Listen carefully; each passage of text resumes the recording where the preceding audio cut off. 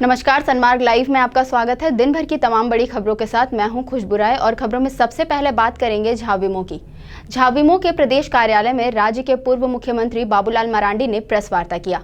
इस दौरान राज्य की गिरती शिक्षा व्यवस्था पर चिंता जाहिर करते हुए झाविमो की सरकार आने के बाद इसे दुरुस्त करने की बात कही। इसके साथ ही क्या कुछ कहा, आइए सुनते हैं। हमने बताया जितनी भी जो कंपटीशन की जो कॉम्पिटिटिवली जो तैयारी होती है वो उसमें डाला हुआ रहेगा, ताकि उसको नेट से भी कोई मतलब नहीं है। अगर गांव घरों में भी रहेंगे तो बिना नेट से भी उसको वो देख सकते हैं, अपना वो पढ़ाई कर सकते हैं। और जितने भी जो अच्छे जो क्लासेस जो लेते हैं उनकी ओर से सब बना हुआ रहेगा बढ़िया से, और उनके यहाँ तक उसको पहुंचा दी जाएगी। ताकि हम चाहते हैं कि हमारे जो सभी बच्चों को ये उपलब्ध हो जाए, ताकि झारखंड के बच्चे किसी भी क्षेत्र में वो कम नहीं रहे। बढ़ते हैं आगे। कम पानी में उन्नत खेती के गुण सीखने के लिए 4 दिवसीय इजराइल यात्रा पर गए झारखंड के 24 किसानों का दल लौट आया है। किसानों के स्वागत के लिए प्रदीप कुमार हजारी, विशेष सचिव कृषि विभाग एवं यात्रा को मैनेज करने वाली कंपनी जस्मीन के सीईओ आरपी सिंह भी एयरपोर्ट पहुंचे। बता दें कि इससे पूर्व राज्य सरकार के द्वारा 3 चरणों में 71 किसानों ने इजराइल पहुंचकर आधुनिक खेती की बारीकियों को सीखा था। इसको विकसित करके और 4 प्रकार के उससे एक मिठाई भी खिलाए थे वो लोग, उसका बीज से, और दूध भी बनाए थे। और उसके बाद हम लोग देखे नींबू का, अनार का देखे, जो एक अनार 800 ग्राम का होता है। और कम पानी में वो लोग को पानी उतना ही खर्च करता है जितना पौधा का ज़रूरत है। और मार्केट को पकड़ने में वहाँ जो हम लोग सीखे कि पहले मार्केट को समझिए। मार्केट जैसे मान लीजिए मटर का शुरू में आएगा तो उसका दाम अच्छा मिलेगा। वहीं इजराइल यात्रा को लेकर झारखंड कांग्रेस प्रभारी आरपीएन सिंह ने सरकार पर निशाना साधा और झारखंड सरकार को नसीहत देते हुए क्या कुछ कहा, आइए सुनते हैं। यहाँ से जो झारखंड के लोग किसानी सीखने इजराइल गए थे, मैं समझता हूँ एक अच्छी चीज़ है। पर झारखंड की जनता, झारखंड की सरकार यहाँ किसानों के लिए कुछ नहीं कर पाई। 5 सालों में उन्होंने यहाँ आत्महत्या किसानों के देखते रहे। अब जब इलेक्शन आ गया है तो किसानों को 5,000 रुपए देकर वो समझते हैं किसानों को लुभा सकते। अब बात एफजेसीसीआई की। राजधानी रांची में एफजेसीसीआई द्वारा बढ़ते अपराध के खिलाफ विरोध प्रदर्शन किया गया। व्यापारिक संगठनों ने फिराया लाल चौक पर राज्य में गिरती कानून व्यवस्था की विफलता के कारण बढ़ती आपराधिक घटनाओं से व्यापार एवं उद्योग जगत के समक्ष उत्पन्न होने वाली कठिनाइयों को लेकर मानव श्रृंखला बनाकर पुलिस प्रशासन के खिलाफ विरोध प्रकट किया। इस मौके पर झामुमो की महिला केंद्रीय मोर्चा अध्यक्ष महुआ माझी और एफजेसीसीआई अध्यक्ष कुणाल आजमानी भी मौजूद रहे। हाल के दिनों में जो आपराधिक घटनाएं बढ़ गई हैं, उसी के प्रोटेस्ट करते हुए चैम्बर ने आज 3 दिन का जो निर्णय लिया था, काला बिल्ला हम लगाएंगे। अगर अपराधियों का उद्भेदन नहीं होता है तो हम सोमवार को अपना व्यापार बंद रखेंगे। तो ये जो लच्चर व्यवस्था है, इसके विरोध में आज पूरा व्यवसाय समाज एकजुट हुआ है। आप आज की संख्या जो व्यापारियों की यहाँ पर है और जिस तरह का ये बंद हुआ है, बड़े बड़े national level showrooms, departmental stores बंद है, रिलायंस शोरूम तक आज बंद है, आप देख रहे हैं। तो सब में कहीं ना कहीं ये जो आपराधिक घटनाएं बढ़ी हैं, व्यापारी अपने आप को असुरक्षित महसूस कर रहे हैं, उसको लेके आज ये प्रदर्शन हो रहा है। नुकसान है, इसका नुकसान का मूल्यांकन करना वो भी त्योहार के समय ये संभव नहीं, लेकिन बहुत बड़ा नुकसान है। ये व्यापारी का नुकसान। हमारी सरकार को इनसे कोई मतलब नहीं है कि व्यापारी आज किस स्थिति में कितना असुरक्षित अपने आप को महसूस कर रहा है। सरकार को इसकी कोई फिक्र नहीं है। सरकार मोमेंटो झारखंड करके बाहर के व्यवसायियों को बुला रही है, बाहर के उद्योगपति को बुला रही है। जब हमारी सुरक्षा की गारंटी नहीं है तो उनकी सुरक्षा की गारंटी सरकार कहाँ देती है, हमें समझ में नहीं आ रहा। चेंबर की मेंबर की हैसियत से आई हूँ और व्यापारियों के साथ मैं भी शामिल हूँ। और मैं चाहती हूँ कि अपराधियों का मनोबल तोड़ा जाए। इस तरह से खुलेआम दिन दहाड़े वो जेवर व्यवसायी के दुकान में जाकर जिस तरह से उन्होंने 2 युवाओं की हत्या करने के इरादे से आई थी, गोली लगी। ईश्वर की कृपा है कि वो अभी तक हैं और अच्छे से रहेंगे। लेकिन मुझे लगता है इस तरह से अगर उनकी गिरफ्तारी नहीं होगी तो दूसरे अपराधियों का भी मनोबल बढ़ेगा। वहीं राजधानी रांची के व्यवसायियों ने झारखंड चैम्बर के आह्वान पर बार्बर टिक्का चौक पर एकजुट होकर राज्य के स्थापित लचर कानून व्यवस्था का विरोध किया। इसके तहत अपर बाजार सहित शहर के छोटे बड़े सभी दुकान सुबह 10 बजे से दोपहर 2 बजे तक बंद रहे, जिससे आम जनता को कई तरह की परेशानियों का सामना करना पड़ा। लोगों को बहुत परेशानियां हुई है। जो लोग बाहर से आए हैं उन लोगों को पर्व त्योहार के समय में परेशानियों का बहुत घोर सामना करना पड़ा है।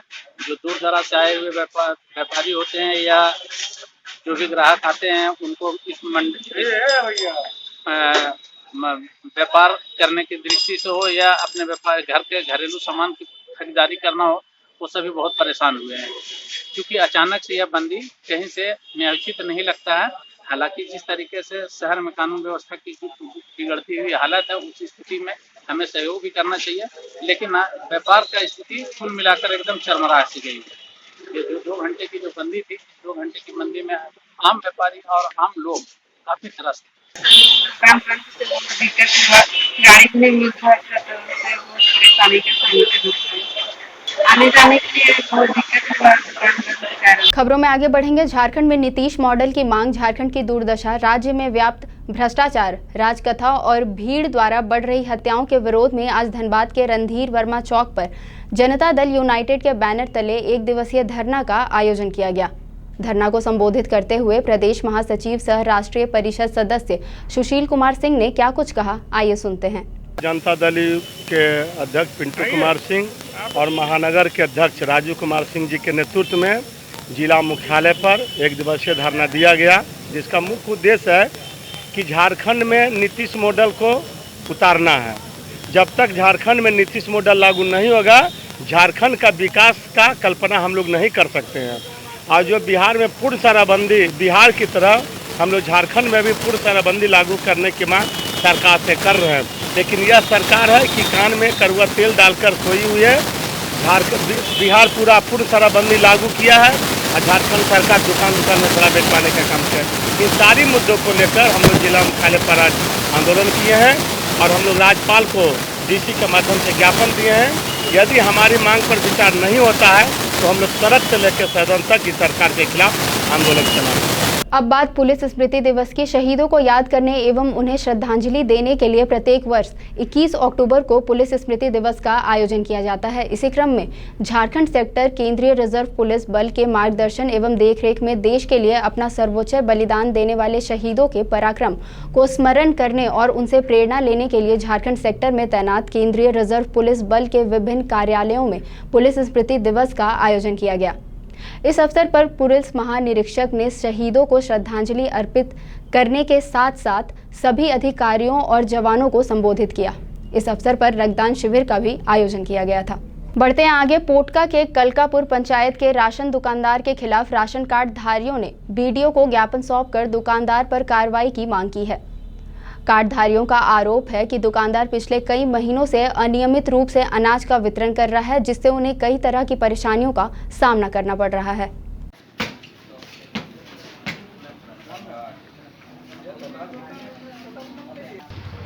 नहीं खुलता है लोग, चावल 35-40 किलो जाता है, 30 किलो होता है, 30 किलो देता नहीं है। लोग हिसाब से लोग करता है, 34 किलो देता है और घर में आके वजन करते हैं तो हम 30 किलो होता है। ठीक है, बोले तो बोला कि हाँ ऐसे ही नियम है, चावल कम है। अगर 2 दिन बाद जाते हैं तो चावल नहीं देता है, बोझा खत्म हो गया तो मेरा हिस्सा चावल कहाँ जाता है? मेरा कार्ड में हम लोग का कलकापुर पंचायत में राशन डीलर है। सब में मतलब अंत्योदय कार्ड है, उसमें 35 की जगह 34 किलो राशन दे रहा है, लेकिन लाभुकों का मानना है कि 34 केजी चावल उसमें भी कम होता है। और इसमें भी और एक मुद्दा है कि चावल आने के बाद ही 4-5 दिन के बाद चावल दिया जाता है।